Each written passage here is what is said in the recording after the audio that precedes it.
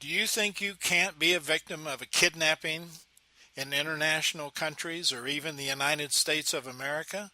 Do you understand what virtual kidnapping is? Do you understand and know about express kidnapping? Well, stay tuned because we're going to talk about this and many other things in a multiple part series starting now.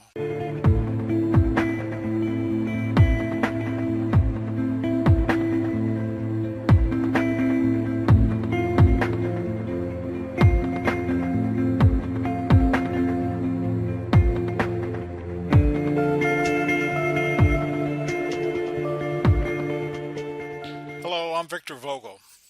Welcome to another segment in my series on creating a bad guy free zone while traveling. Now, in this particular series, we're going to cover a fairly complex topic, kidnapping. So, what I'm going to do to try to simplify this and keep from making it a long, boring videotape is break it down into much shorter segments so that I can spend some time educating you on things that most people are not aware of in the world of kidnapping. And that is, what is kidnapping? What are the types of kidnapping? What should you be looking for in advance before you establish your travel plans about kidnapping? So, and then finally, we'll actually go into the book and go down through just some real basics that you'll be able to implement that will not totally guarantee 100% that you won't be kidnapped, but certainly having some idea of what kidnapping is all about and some of the things you can do to protect yourself, it'd certainly be better than having nothing while you're traveling. So that's our intent here for the average person who doesn't know much about all this stuff. We're going to spend a little time educating you on this because most people don't know about it because they've never been exposed to it, they've never had it happen to them, and they don't see a need for that. So we'll get started with our first segment right now. Okay, let's start by listing the various types of kidnapping like I just said, and I will just go into a real brief explanation on each one of these categories that you're going to be looking at. Okay, first of all, there is the physical kidnapping. Now, what is physical kidnapping? It is the traditional kidnapping that most people think about. People are abducted and they're then taken and held for ransom. Normally large sums of money in this case because there's a lot of risk associated with physical abductions or kidnappings. So they require a large amount of money. And this is traditionally where you'll see them in a movie. Somebody's walking down the street, a van pulls up, four guys get out, grab the person, throw them in the van, duct tape their mouth, duct tape their feet, duct tape their hands, and then they drive off. Now, in reality, you can be physically kidnapped from your home. You can be physically kidnapped from the road. But we're going to present some data a little bit after discussing the types of kidnapping that show where most of the physical kidnappings happen, for example, and you're going to find it's in transit. It's normally in transit. So physical kidnapping is actually being taken and held somewhere else and then returned after a ransom paid. And in some cases, unfortunately, that doesn't work out for people and they never get returned. Express kidnapping is a fairly new kidnapping thing on the scene, and this is because we're moving into a more electronic and virtual world. And so these next two kidnapping scenarios are being used probably less by, say, terrorists and people like that, and more by criminals. But express kidnapping is where someone will be alerted to the fact you have some money and maybe a bank card or something like that. A lot of times they'll use a desk clerk or a cab driver or somebody as a source. Uh, and when you get into the cab or something like that, as you begin to move, you're going to find that all of a sudden you're confronted with a firearm or whatever, and people then are taken to a particular place like an ATM, and you're asked to take out your card, put your card in, enter the PIN number, and then they simply withdraw cash. And then they leave you with the card, and they disappear. Or if they think the card has some value in the future, they may keep the card. A lot of times this gets limited to whatever cash you have in or whatever the limit is on cash withdrawals. But you may have more than one card. So say your limit is $500, you may have 2 or 3 cards, and so that's $1,500 they may be able to get quickly. And a lot of times people up their limits when they're traveling internationally. So this is something for you to understand. This is mostly a snatch and grab the cash and then release you and let you go. And hopefully there's less physical violence associated with this, but there could be physical violence if for some reason your card doesn't go in or you try to resist. Virtual kidnapping is something that's really pretty much new on the scene, but gaining a lot of popularity. And this might be, for example, where you happen to be in a luxury resort, all-inclusive resort somewhere, and you have your family there. And when you present your card, say to the front desk clerk, they may see that you're the CEO of X oil company because you have your name on your company card, or if you happen to be visiting a hotel that has your name on your card and your title, something to indicate that you do have quite a bit of money available. And so what happens, and then that's then passed on to somebody, and they begin to surveil you. They begin to watch you closely, and they'll know what your room number is and where you're from, and they'll do, Google you, get background checks, see what they can find, information they have on you. They'll get the name of your wife and your kids, and they'll basically know their patterns and routines while they're at the resort, etc. For example, these people have front desk people, they have guest service people, they have taxi cab drivers, everybody on the payroll.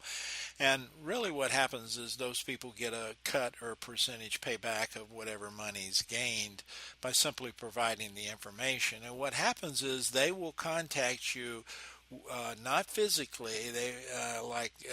They will not physically hold anybody, but they will contact you and let you know. They know locations, names, places, and they will threaten your family's life via telephone or text messaging or something like that. And they usually do that with a dead drop phone so it can't be traced. And they'll do a separate phone every time. But anyway, the fact is they will convince you they know enough about you and your family to threaten either you and or your family or both if you don't pay money up, the money they're asking for a certain point in time. Now, this could be a very lucrative payoff also, depending on whether it's a criminal doing this or a terrorist group doing this or whatever. Now, the next particular kidnapping category is terrorism or terrorists. And these people are kidnapping people for large sums of money to fund their terrorist activities. So you'll find a lot of this happening in Central Africa and the eastern coast of Africa, and it also involves not just physical capturing, but not just of people. They will actually, pirates use this also, this category of terrorists.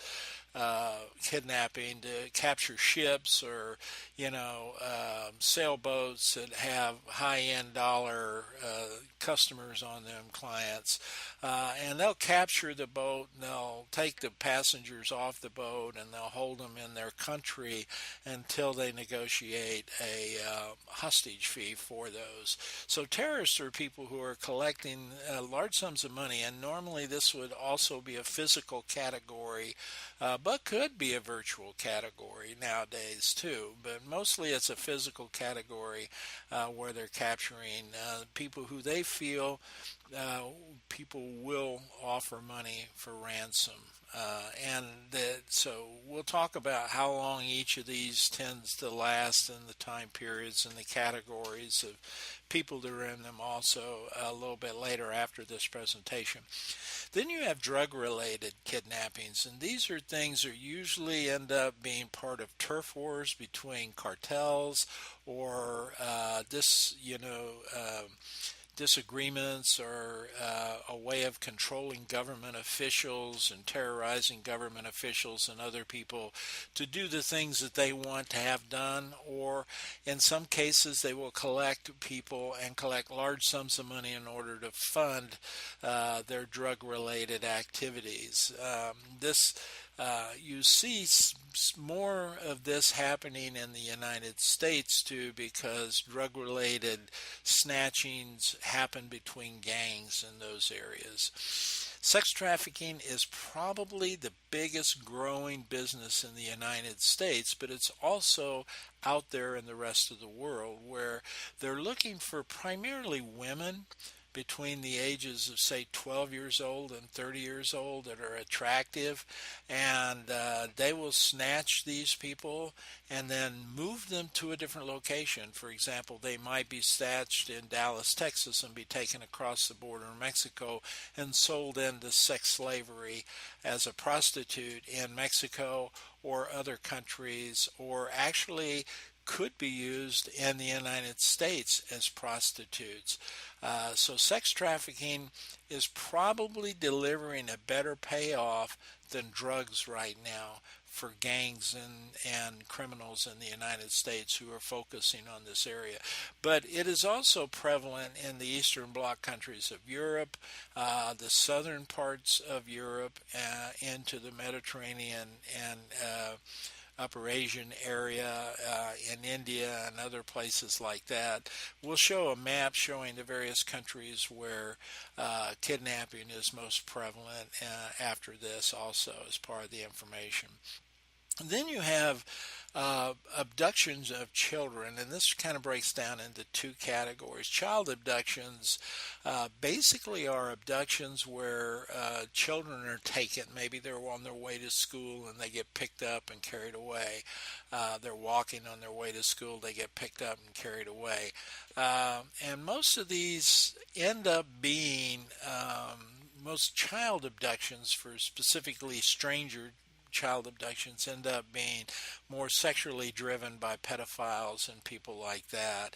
And unfortunately, a lot of them don't turn out with good results. So I'm very cautious about how you should protect against that in the future. Then you have what's called parental abductions, and these are normally abductions or kidnappings that take place because parents have a divorce dispute, a custody battle going on, and one parent loses but feels like they ought to be with the child, so they'll kidnap the child and carry him somewhere and try to stay low and stay under the radar so that they can live their life with that child while the other parent is searching for them, the parent who probably has custody of them.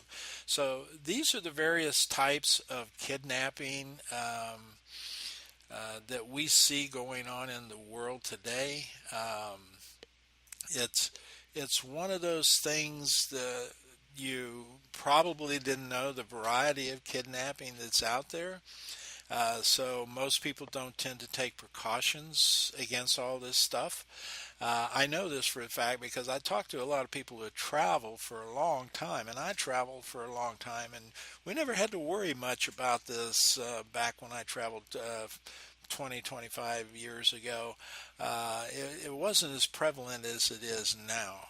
So we're beginning to see more of it. So what we want to do next is begin to show you some information about the types of, where the predominance of kidnapping is happening, countries that are most likely have high kidnapping ratios. But there's some other things just before we get into that. There's some other things you need to consider about kidnapping, and then we'll cover that data. So the next segment will be things you need to be thinking about relative to kidnapping before you start traveling. That's what we're all about here. So that's the next section. Stay tuned.